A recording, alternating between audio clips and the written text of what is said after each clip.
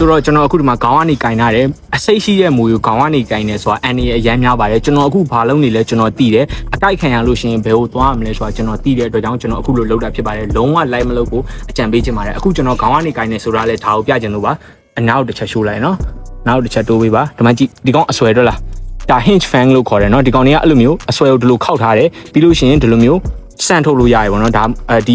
မွေစိမ့်မိကြောက်လို့ကျွန်တော်တို့ဒီမွေပွေးတို့ဒီမျိုးနဲ့ဝင်နေမှာရှိတဲ့အဆွဲဖြစ်ပါတယ်ဒီလိုမျိုးပုံစံอ่ะပေါ့နော်ဆိုတော့ဒီကောင်တွေကပေါ့နော်ဟိုကျွန်တော်တို့အခုနောက်ပိုင်းတွေ့တာ online မှာပါလဲကျွန်တော်တို့မွေစိမ့်မိကြောက်ကိုက်လို့ရှိရင်အသားတွေပြက်ကြတာဟာလားအရေးကုန်တွေပြုတ်ကြတာဟာလားအစစ်တွေပြုတ်ကြတယ်ဆိုတာအမှန်တော့မဟုတ်ပါဘူးဒီကောင်တွေကသူတို့ရဲ့အစိတ်က hemotoxic လို့ခေါ်တယ်ပေါ့နော် hemotoxin ကကျွန်တော်တို့ခန္ဓာကိုယ်မှာရှိတဲ့သွေးပြူဥကိုအဓိကတိုက်ခိုက်တာဖြစ်တဲ့အတွက်ကြောင့်ကျွန်တော်တို့ရဲ့လူတွေရဲ့ immune system ပေါ့နော်ခုခံအားကိုအဓိကတိုက်ခိုက်တာဖြစ်ပါတယ်အဲ့တော့ကျွန်တော်တို့အကိုက်ခံရလို့ရှိရင်